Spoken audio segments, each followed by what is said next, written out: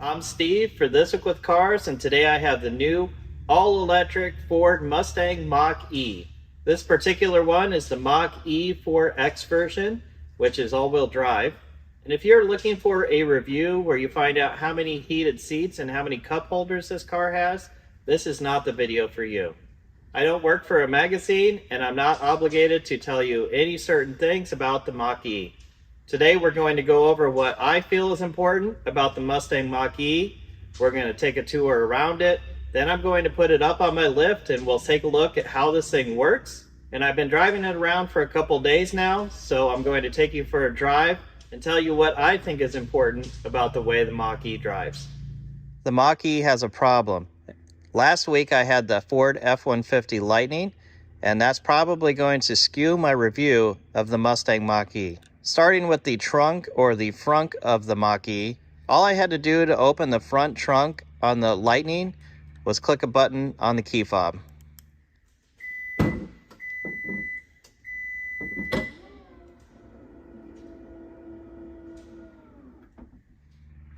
The Mach-E, however, does not have a button to open the front trunk.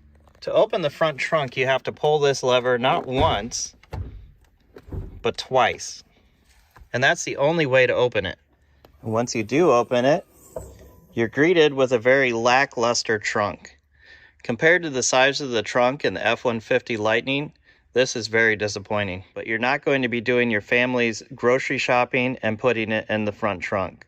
The Ford Lightning also had easy to remove panels in order to get to the service items. These small covers on each side are used to service the headlights. I'm on the driver's side of the vehicle, and if we look through the vent on this side, the red piece you see right there, that is the normal 12-volt battery. They have it hidden down in there, not easy to access like on the Lightning. You can see the positive and negative symbols here. However, there is no easy way to access it. So if the battery is locked in the trunk, and you didn't hear it, but there's actually an electric mechanism.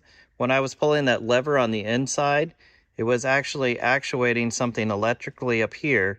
So if your 12-volt battery goes dead, how are you going to get in here?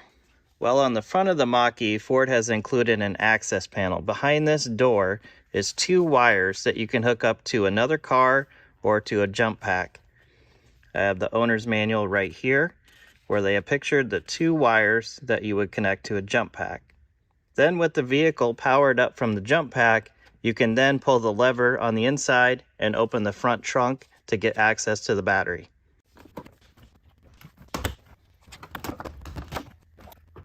Well, that just pulls off. I'm glad I didn't break any of the clips. Looks like one was already missing right here.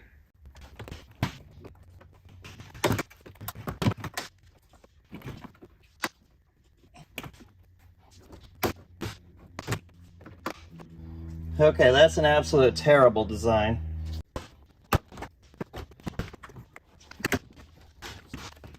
With all of the panels removed, here on the driver's side, this is our reservoir for our washer fluid. We have a jump start port right here. Here's our positive, and our ground is right here. The location of our 12-volt battery to run the security system, the radio, things like that. Here's the brake reservoir. Something that can't even be seen and checked without pulling that whole panel off. Our coolant reservoir over here. This is not an air-cooled electric vehicle. This is water-cooled and does have a coolant system. Down there is our service port for the air conditioning. A second coolant reservoir. The other thing that we could see on the Ford Lightning was where it was getting its fresh air for the HVAC system, and I do not see where the Mach-E is drawing that in from. Looks like a couple of these clips stayed here when I pulled these panels off. Just give them a quarter turn, they can come off. You can slip them back into the panel before you reinstall it. There's another one there. Here is a look at that again. All of that is hidden except for the reservoir for your washer fluid. Moving back is the door where you plug in the vehicle. On the back of the door has a Ford Mustang logo and it says horsepower. On the Lightning, it showed a picture of a Model T here, and I'll get to that later. This area is exactly the same as the Ford Lightning was. This circle here lights up and it indicates your charge percent. This is the standard electric vehicle charger, and this does have DC fast charging. If you're using the DC fast charging, you must hit this button here in order to remove your charger connector. Again, this is only on one side of the vehicle. It's more of a problem on the Lightning, but this car is pretty short, so it's less of a problem that it's only on one side. I would like to see this on both sides of the vehicle or be located in the front or rear. Moving back, it's a bit strange to get into the car. Just hit this button. It will automatically pop the door open for you. Grab the handle and open the door. For the rear doors, there is no handle. Just hit the button and it pops the door open for you.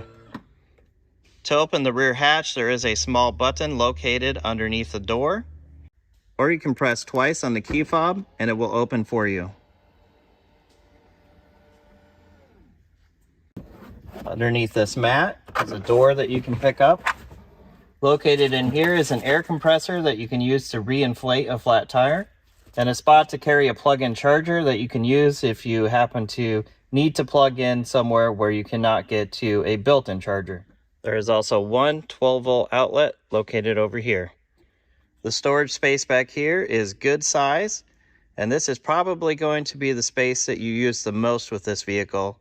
The front trunk is probably where you'll store stuff that you don't use very often. We can use this button right here to close it.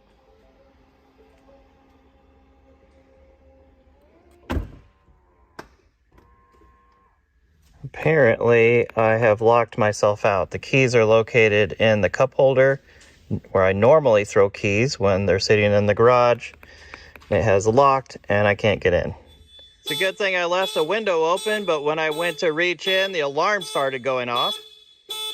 It's a good thing I had the window down, otherwise I might have had to go track down the other set of keys for this.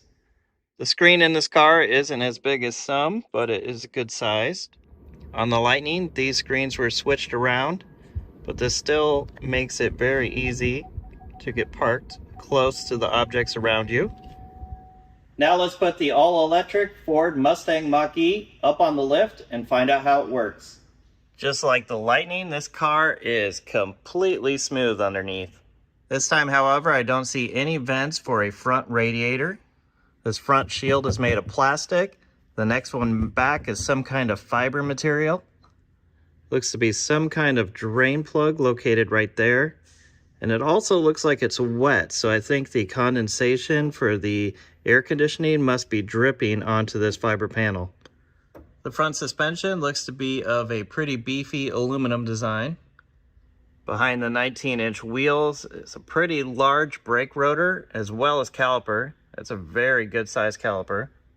Up front behind the wheel, it looks like a pretty standard front-wheel drive setup with the electric motor bolted to the differential. Just behind the front wheels is some more fiber. The entire center of this vehicle is all batteries. I'm not sure what this material on the bottom of the car is. It kind of feels a little bit like plastic, although it could be a powder-coated metal, but it's definitely not the steel skid plates that the Lightning had down here. And here in the very back, we're back to that fiber material. The rear suspension makes use of some aluminum and some steel parts, and power is driven to the wheels in a pretty standard axle setup, where these joints add another service item. The rotors on the back are pretty decent size for a rear rotor, and there is a much smaller caliper back here. On the bottom of the rear suspension, they use another small piece of fiber, and it looks like the only thing it's protecting is the bottom of the spring purchase. Looking up through this hole, we can see a gigantic aluminum assembly that's holding the motors and the differential. In the rear, there is two tiny access hatches in the fiber panel, and those give you access to the bolt on the rear suspension. I'm starting out the drive with the default settings. I am in whisper mode. We also have engage and unbridled. Those are just different speeds. It remaps the accelerator pedal. In unbridled, the power kicks in much quicker, and it also gives you more regenerative braking. I have one pedal driving on, which means I only need to use the throttle pedal. When I let off the throttle pedal, the car will automatically come to a stop, and I'm regaining as much of the energy as I possibly can. Right now, I also have propulsion sound turned on, and that plays a little sound through the speaker system that emulates a slight engine sound. And it is a lot easier to keep track of how quickly you're going if you hear a sound increasing as your speed increases. So as I come up to this roundabout, I've let off the throttle, I'm not giving it any brake, and it is slowing down for me. I am in whisper mode right now, and this car is still very, very quick. We'll let off the throttle. It is slowing down decently quickly right now. Let's change it to unbridled now. Okay, the car instantly picked up. I didn't change my throttle position, and the car sped up as I had changed the mode there. Now when I let off, it does stop a bit quicker. You can hear that propulsion sound right now. Seems like it is louder in the unbridled mode. One thing I didn't realize until I got this car on the lift is just how big those front brakes are. So let's get up a little speed, slam on the brakes, and see how well this thing stops. 60 miles an hour. Oh, we just locked up the front tires there. If that was an emergency situation, we would have just pushed right into whatever we were facing. We probably would have had no steering at all. That was not what I expected to happen. Let's turn the propulsion sound off now. Now as I give it throttle, all we're hearing is road noise and a little bit of noise from the electric motors. So in this car, leaving one pedal driving on is your best bet for recovering as much energy as you can. If you can time everything right where you are not using the brake pedal, you know you have gained as much energy as you could. Let's turn one pedal driving off now. So when I let off the throttle now, it just keeps coasting at a constant speed. It looks like it's not going to slow down, at least not very quickly, unless I do hit the brake pedal.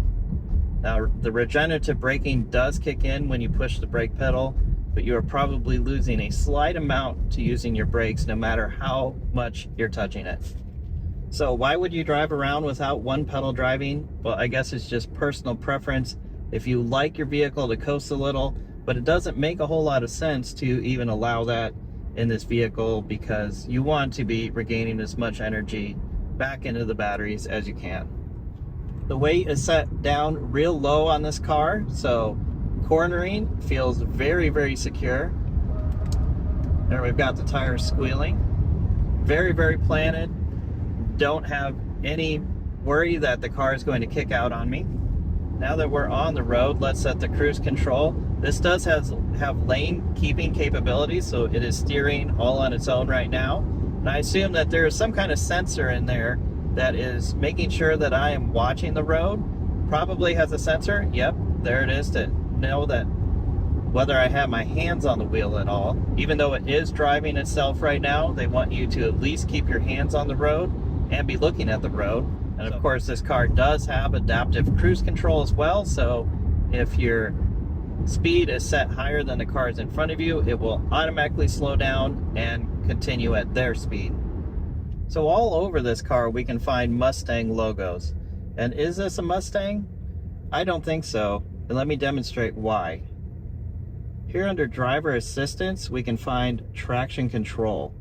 Let's turn that off. Let's change our drive mode to unbridled. Let's come to a complete stop. Let's hit the throttle. I have traction control off. There was no wheel spin. The car didn't get crazy. Wasn't a whole lot of sound. This is not a Mustang. So what is this car? This car is a competitor to the Tesla Model Y. And I think this car is even better than the Tesla. Everything in here feels really well built. You also have a huge dealer network where you can take your car to get serviced should there be any little thing that's wrong with it. I think Ford wanted to build a car to compete with the Tesla, but they didn't want it to look silly. They didn't want it to be a bad looking car and fail due to its looks alone. So they decided to use the front end and rear end look of the Mustang, and of course then had to give it a Mustang name. I think Ford was taking a huge gamble, and they wanted to give the car the best head start that they could possibly give, as this was their first foray into the market. So the conclusion that I've come to is that this is a great car if you are considering getting a Tesla Model Y.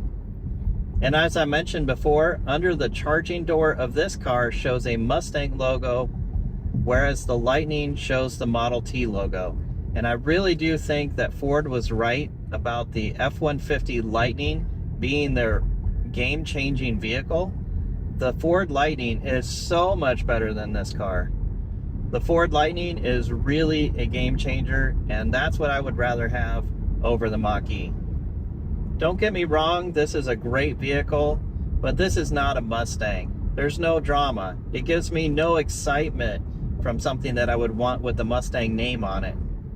If I was going to run out and buy a brand new Ford today, it's the Ford F-150 Lightning that would be in my garage. And if you want to see more videos like this, comment below and click subscribe.